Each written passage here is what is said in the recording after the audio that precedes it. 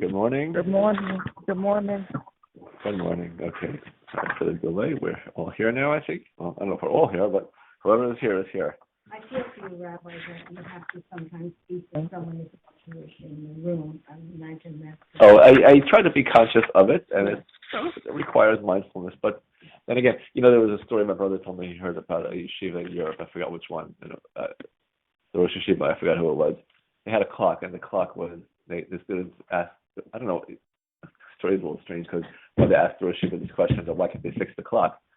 Because the clock is 3 hours and 17 minutes off. So he said, I don't need to fix it. If it's 3 hours and 17 minutes off, you look at the clock, add 3 hours and 17 minutes, and then you know what time it is. They said, yeah, but then every time you look at the clock, you have to start making calculations and to figure out what time it is. So he said, so what's the Yeah, that's right. What's wrong with a little bit of thinking? The fact that you have to put in we're used to the concept that any additional effort is bad and should be avoided. And that's the way we're designed as human beings. So when someone else is in the room and you have to think before you speak, it's not so bad that you have to think before you speak. You should really always think before you speak. Would children easily know an analog clock, or they just need to digital? I think they pick it up eventually, but it takes time till they can actually tell time. Then it takes even more time till they actually have an actual sense of how time works and time management. I'm still working on that one myself. But even reading the clock is a skill that takes time. Did you know it wasn't for us? Yeah, when you're more, look, we knew it before school. It was like how to read the clock. It is a skill. What struck me, and I think relatively recently, it really, as I, just had various discussions. We talk about the halachic hours. If you ever need to know what time is the latest time for Shema, when to burn the chametz, so you go to myzmanim.com or you call 1718331-TIME. And, it just sounds very, it's not looking for the lottery or these weird numbers. It's 10:29 and 34 seconds today. And, so you get a little bit into it, you can start figuring it out. If you look at myzmanim, you can click on the expanded version. It'll give you like 4 different opinions for each time. And then they'll let you have an explanation. If you really want to read about it, you can click and read more about it and this one and that. But, the basic concepts are not that complicated. And it took me really multiple readings, many years to kind of get a basic picture of it in my mind. But if we told time the way they did in the olden days with sundials, this stuff would be second nature. There would still be some different opinions. But, the idea that, what time is the time for Shema? 3 hours. What's 3 hours? Well, take sunrise and sunset, divide it by 12. It just sounds so complicated, but it's not if you're actually telling time.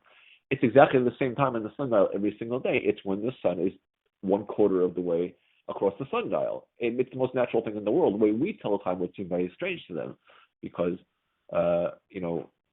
what's 9 o'clock? I mean, yesterday, 9 o'clock, the sun was up there, and then 2 months, the sun is over there, and 2 months later, it's dark outside. What's 9 o'clock? It's a strange, arbitrary thing. It's much more natural to tell time the way they did in times of Chazal, and that's where the halakha is based. Look up at the sky. Where's the sun? Is it overhead? Is it that way? Is it that way? So a lot of these things, they seem strange to us, but it's because we're not used to them. About when the Lublin Yeshiva went to Japan, yeah. And there are 2 chapters on when to make Shabbos in Japan because the Rabbi said one thing and the Rambam. So the end result is that the Rambam was an expert in astrology, and you have to go by what he said. Astronomy. Oh, yes, thank God. Thank you. On astronomy, and that you have to go by what he says. But at one point, there were people who were accepting some, and Yom Kippur too. They were accepting 2 days Yom Kippur, not having a whole shear on the first day, but on the second day, and accepting Shabbos for Saturday and Sunday. Wow. Well, my father went to Japan for IBM. He used to travel sometimes, and once or twice he went to Japan. Usually with much less exotic places. But he kept 2 days of Shabbos. Like also not fully, but I think he kept 2 days of Shabbos for that reason. And I think in Chabad they never go over they travel one way around the world, even if they'll never cross the date line because of this concern. Right. And we don't know exactly where it is. Right. It's really an arbitrary. Right. It's I'm trying to. And that's actually a good segue. I figured for halacha we can move on to another topic. Good. We spent enough weeks about opening packages on Shabbos. We are going to be. As coming Sunday, it will be the fast day of Shiva Asar B'Tammuz, the 17th of Tammuz, which marks the start of the 3 weeks. So we can talk a little bit about that. And we even have a source material which is in Hebrew, called the Shulchan Aruch and the Mishnah Berurah. So go straight to the source. So let's start. We'll talk a little bit about it, and that's actually again related very much to the question of halachic times. When does the fast start and end? So that's not right here in the Mishnah Berurah, but that's just a simple. Again, it's a simple calculation. All fast days start at daybreak and end at nightfall, except for Tisha B'av and Yom Kippur, which are like Shabbos. They start and end. They start at sunset and end at nightfall. Daybreak is dawn. They're basically the major markers of time in halacha are beginning of the day, which is the end of the night, and the end of the day, which is the beginning of the night. Like those are the major significant times. The question is when that happens. There's a gray area, literally and figuratively, a gray area between the darkness, which is night, and the sun, when the sun is out, which is the day. So there's something called sunrise and sunset. There's not really much of a disagreement on sunrise and sunset. I think the time that we use is pretty much the same thing as the time that you find in the New York Times or anywhere. Sunrise and sunset is sunrise and sunset. I don't seem to see much disagreement on that. Halachic sunrise and sunset might be a debate, but if you believe this is the opinion of the Vilna Gaon, when people talk about the Vilna Gaon's time for Kriyas Shema, the Vilna Gaon's time for burning chametz, you basically figure out when the sun rises, you figure out when the sun sets, that's the day. Figure out when the sun sets, figure out when the sun rises, that's the night. Divide a night or a day into 12 parts. Each of those parts is an hour, and that's it. That's all you need to know. When do you say Shema? 3 hours into the day. Figure out sunrise, figure out sunset, divide by 12, multiply by 3, that's it. According to the Magen Avraham, which is, we call it the stricter view, because any morning thing is going to be earlier according to him, so we call it the stricter one usually, although afternoon things will end up being later. He says the day starts at daybreak and ends at nightfall. Daybreak is before sunrise, it's when the light begins to appear. Nightfall is after sunset, when the light completely disappears, what we call the 3 stars. It's basically 2 choices. It's either sunrise, sunset, or daybreak, Aloha Shachar, 3 stars, that's it. If you believe that, so then you do the same calculation. You take daybreak to nightfall, divide by 12, multiply by 3, whatever, or if it's for Shemona Esrei, 4 hours. So divide by 12, multiply by 4. Whatever the time that you're trying to calculate, just figure out when the day starts and ends, divide it by 12. What is the amount of time, how long between daybreak and sunrise, or between sunset and the 3 stars? So I think there's more opinions than you can have fingers and toes, but we can throw out different numbers. Shkia is sunset. Teis HaKochavim, 3 stars come out. Those are basically the 2 times. In between, it's called Ben Hashmashot, twilight. That there is a time, and the Gemara says that there is an amount of time that is uncertain and not known to any man, any human being. Whether that is an instant or whether it's a long period of time, when it starts, when it ends, that's a big question. But there is something in between day and night. Matter of fact, it says in the 6 days of creation, Hashem completed, right? God finished his creation on the 7th day. But he didn't finish his creation on the 7th day, he finished it on the 6th day, right? So Rashi cites one explanation that because he was so precise, he finished it exactly at the end of the 6th day. It looked like he was finishing it on the 7th day. Any human being would have to stop early because we can't get it to be so exact. Only God can be exactly, he knows the exact dividing line. We don't. So there's a certain amount of uncertainty is for sure. I mean, look, anything in life is like that, right? Anything that's exact, if it's important, you start early. Nobody, if the doctor tells you, the surgery's going to start at 11, they're going to either prepare you early or they're going to be running late. They're not going to start exactly. Nothing happens like that. Either it's important and you leave a window of time, or it's not important and you end up coming late, but, or something in between. But there are various numbers. Once I saw a list of things that only from Jews, like are you fleshig? Things like that. What does that even mean? Even if you could translate it into English, which means are you meat? But what does that what country your parents came yeah, that's right. Yeah. Or do you keep 72? What does that mean? So what is 70? So 72 is a number. It's the 72 letter name of God, but that's not what we're talking about, right? 72 minutes is an amount of time. It's kind of the longest. I don't think it's even the longest. I think there are longer opinions, but kind of a mainstream. You walk into your average community and talk to your average Jew. They say, what is the strictest, most religious, whatever you want to call it, opinion for one Shabbos? And 72 minutes after sunset. You cannot say Arvit before you see the stars, right? You could say Arvit. We do it all the time, at least during the week. But you can't end Shabbat until you see the 3 stars. So you can say Arvit, but then what are you going to do? You're still going to be sitting there, waiting for Shabbat to end. Now, I think because out of respect for Shabbat, and we want to show as much as possible that we want to hold on to Shabbat, even though we would also not even say Arvit until the 3 stars, because what's the rush? You're not where you're going. But during COVID, I remember we did this. People didn't want to be in shul at all, and if they came to shul for mincha, I ever asked Rabbi Edelman this. I think he agreed. So we would do mincha and arvit right away and send everybody home, and then they would walk home because there was a reason. Technically, you could do it. It even talks about the idea of doing arvit on Shabbat afternoon. We do it on Friday afternoon all the time. Right? Early Shabbat, we do it. So again, I can't do any work until the 3 stars come out, but if I want to do Arvit, can I? So I think again, we wouldn't do it again. Why would you do that? I mean, you don't want to show that Shabbat is ending. But I think there's a discussion of whether such a thing is possible and under what circumstances it might be possible. But yeah, the main thing is that all of the times as far as the tefillah is concerned, the tefillahs themselves are rabbinic. Right? The concepts of tefillah comes from the Torah. But the structure and the time, those are all D'Rabbanan. Shema is it's really from the Torah. The time for Shema is from the Torah. The time for Shabbat is from the Torah. The time for Tefillah is from the Chachamim.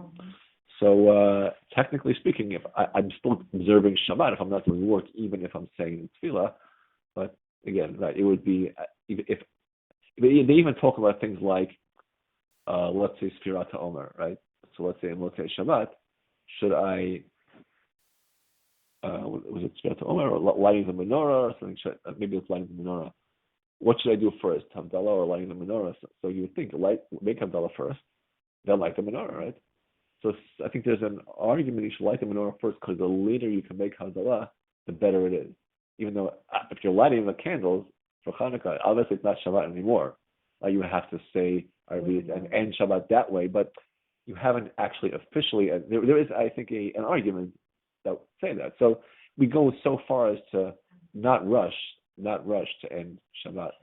So certainly it's appropriate. That really isn't ending Shabbat because up to I think what is it, Tuesday to say it. Right. It's an announcement, just like Kiddush doesn't start Shabbat, right? When Shabbat starts, it's like, I can still cook because I didn't make Kiddush yet. It doesn't work that way. Right. Shabbat starts. It starts. Kiddush is an announcement. It's a welcoming of Shabbat. We're sanctifying it, but we're not making the Shabbat. That's why we say, when we daven, that's the famous thing. We say in the Shemona Esrei on Shabbos, we say Baruch Atah Hashem Mekadesh Shabbos. On Yom Tov, we say Mekadesh Yisrael V'Hazmanim. Why? Because on Shabbat, we have nothing to do with it. It comes every 7 days, whether we like it or not. But on the Zmanim, that's really up to us. Because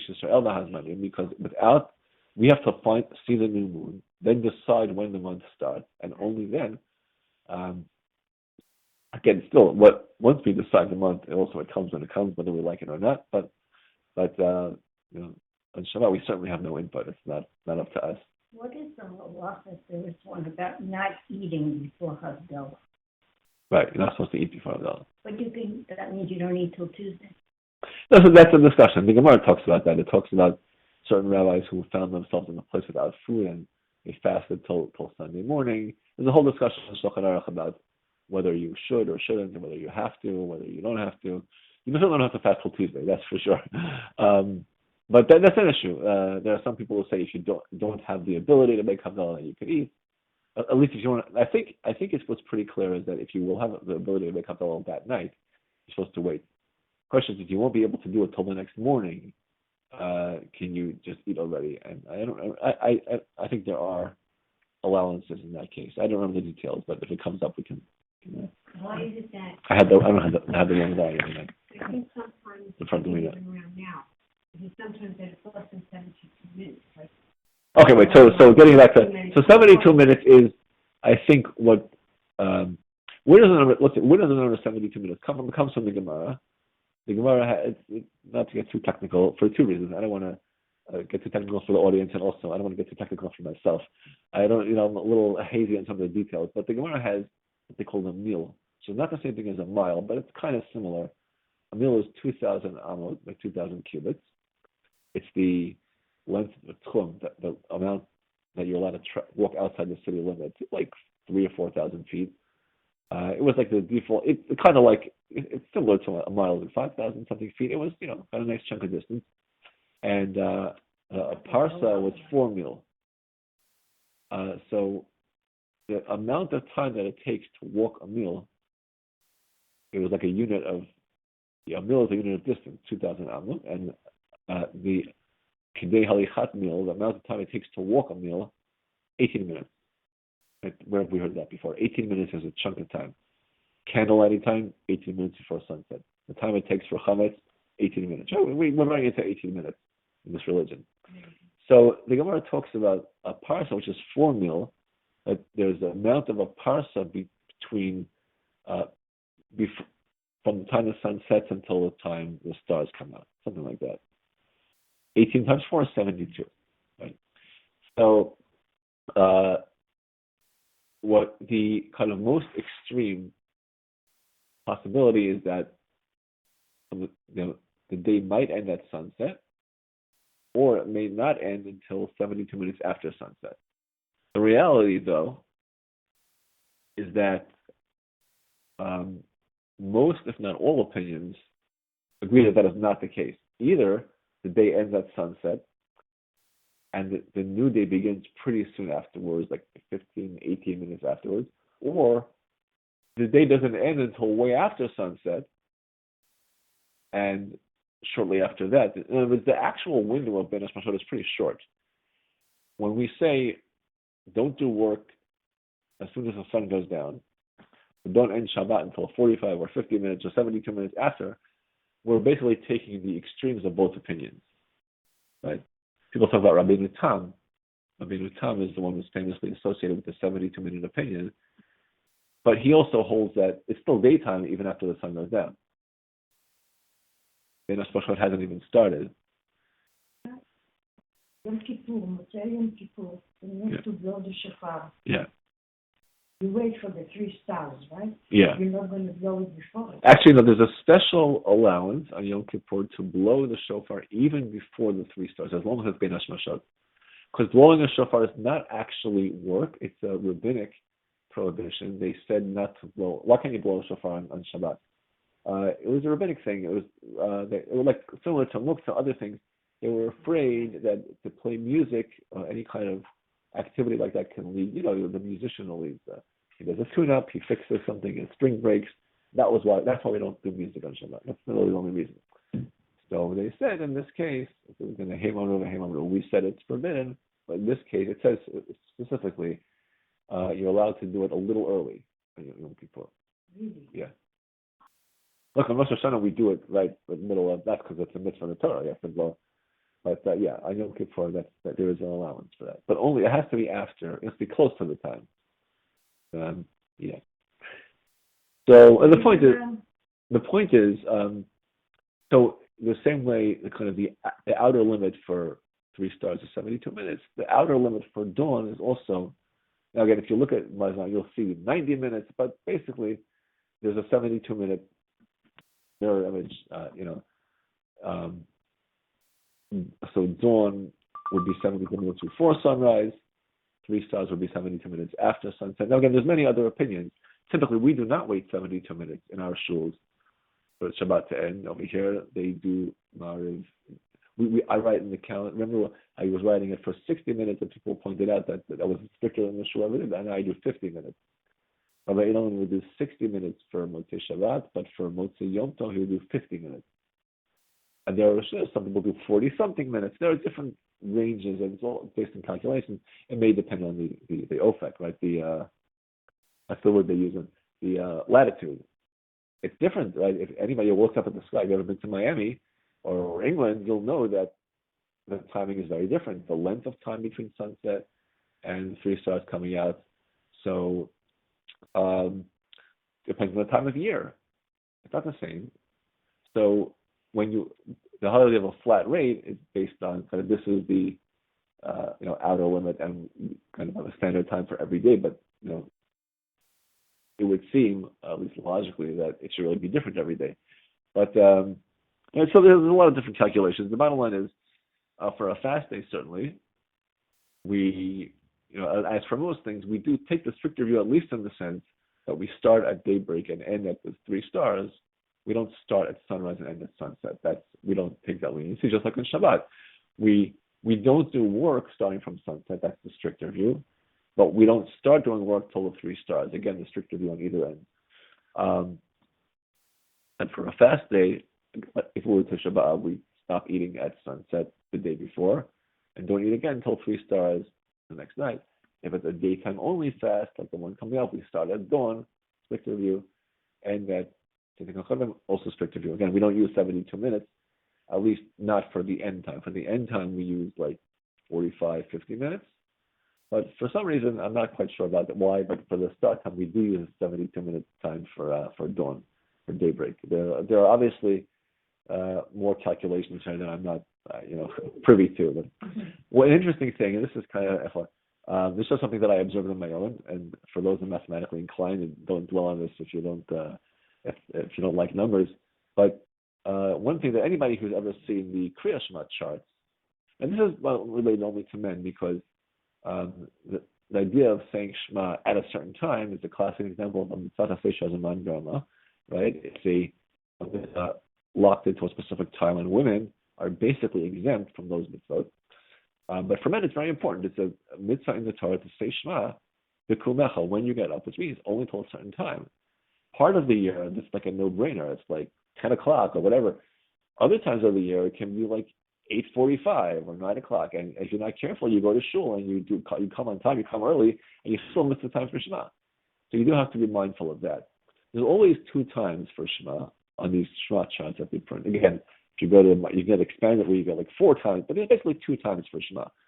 One is Balak and one is Magen Avraham, right? What is it based on? Now we know, very simple. One is based on the day is sunrise to sunset. The other one is based on the day is dawn. It's always exactly 36 minutes apart. I don't know exactly. I don't know why is that. I mean, 36 is a nice number. Lamed Vav said, why 36 minutes? Very simple. Because if we're going to assume that sunset is 72 minutes after, a nightfall is 72 minutes after sunset, we're going to assume that dawn is 72 minutes before sunrise. So then, how much is 72 minutes? It's 18 times 4. Means we have 18 minutes times 4 extra in the morning, and another 18 minutes times 4 extra in the evening. Right? We're adding that much time to the day. Now, if you just simply do the math, the daytime means, an hour means take how long the day is and divide it into 12 equal parts. Right? If you take 72 minutes, the extra 72 minutes that you have in the morning because you started your day at daybreak, and the extra 72 minutes at nighttime because you were ending your day at 3 stars, added together, you get 144 extra minutes. Anyone knows the times table, right? 12 times what is 144? 12 times 12. So you take this 144 minutes, each hour is going to be 12 minutes longer, right? You distribute that extra 144 minutes. So basically, the one who counts, the Magen Avraham, who counts the day as daybreak, the nightfall, his hours were always going to be 12 minutes longer than the Vilna Gaon's hours, which will always be 12 minutes shorter, because the Vilna Gaon counts the hours sunrise to sunset. The Magen Avraham counts the hours daybreak to nightfall. So Kriya Shema has to be said 3 hours into the day. So the Magen Avraham starts from daybreak. His hours are 12 minutes longer. So he has 3 hours, and which are, if the Vilna Gaon's hours are 60 minutes long, his hours will be 72 minutes long. So 3 hours into the day, the Vilna Gaon is going to be 36 minutes ahead of the Magen Avraham.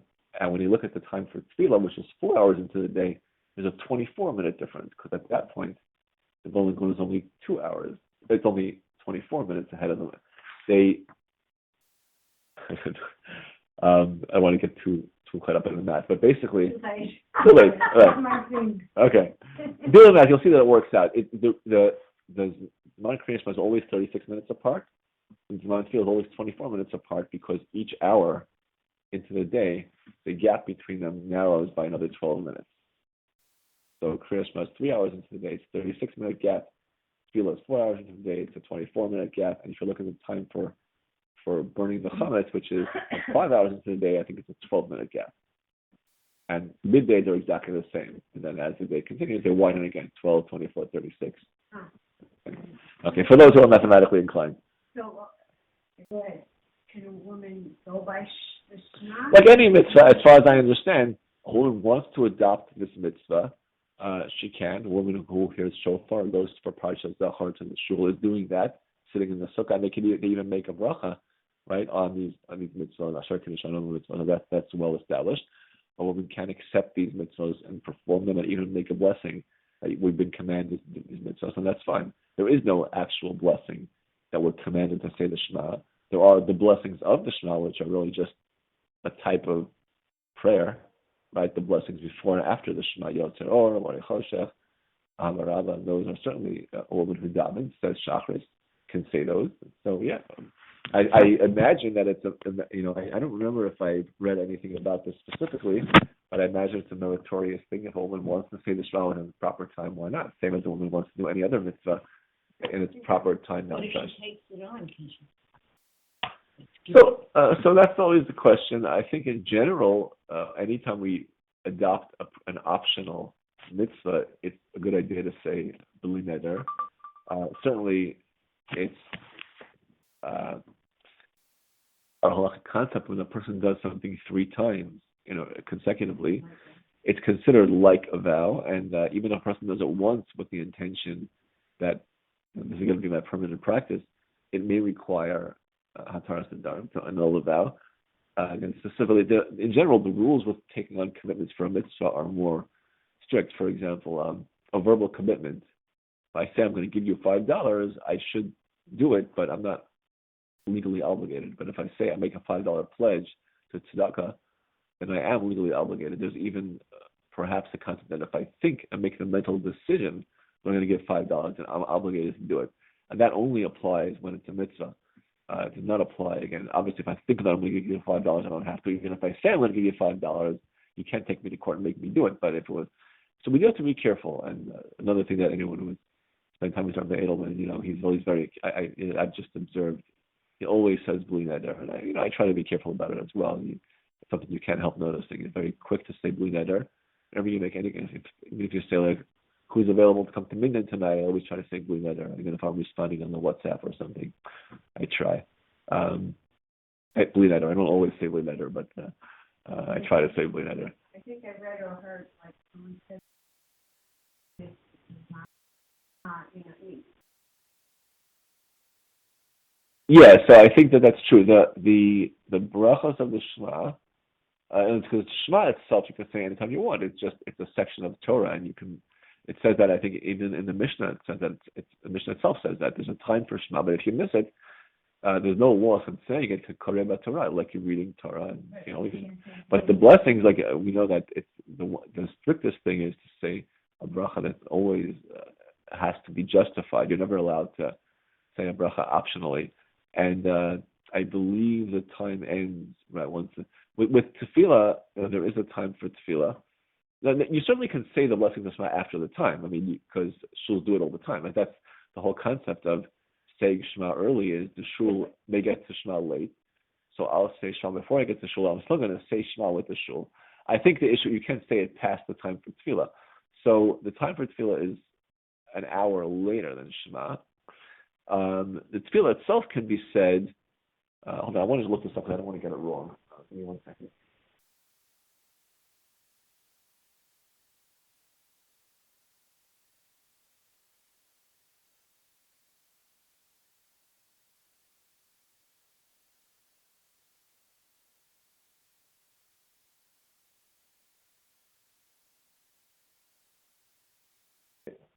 The time for tefillah is an hour later than the time for Shema. It ends an hour later than the time for Shema, halachic hours. So if the last time for Shema is, let's say, 9:30, the last time for tefillah would be 10:30 or 10:20 or 10:40, depending on how long the hours are that day. But nevertheless, one who missed the time for tefillah, that can still say shachris until midday, until chatzos, which again, halachic midday, which these days is in the ballpark of 1 o'clock. Again, not exactly 1 o'clock, but roughly around 1 o'clock. When they change the clock, in the wintertime it's more like 12 o'clock. But so that it says, again, the makeup period, the window of opportunity for shachris is until midday, even though you really, to say it properly, it needs to be till, let's call it 11 o'clock. I mean, it's not 11, till 4 hours into the day. But even if you miss the time, you can still say it. Now, with the blessings of Shema, again, the window is 3 hours into the day. Let's call it 10 o'clock. But even if you miss the time, you can still say it. The question that I wanted to just look up is, can you also say that until midday? You certainly can say it for as long as you can. Let's just check the mantra.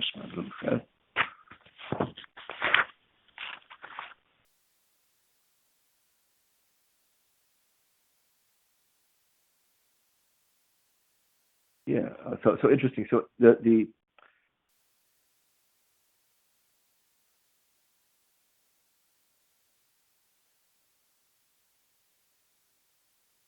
yeah. So the blessings of Shema can only be made until the end of the time for tefillah. So only until the 4 hours. So interestingly, the time for tefillah, 4 hours into the day, is the right time to daven, but you can daven past there until midday if you miss the time. The time for Shema, you cannot say past the time for. In other words, Shema should be said by 3 hours, but if you miss it, you can say it till 4 hours. Tefillah can be said till 4 hours, should be said, but if you miss it, you can say it till midday. But you cannot say the Shema. The Shema itself, you could say, but the blessings for the Shema cannot be said until past 4 hours, or past the time that's listed as non-tefillah. If you miss the time for Shema, I'd say brachos up till time for tefillah. Yeah.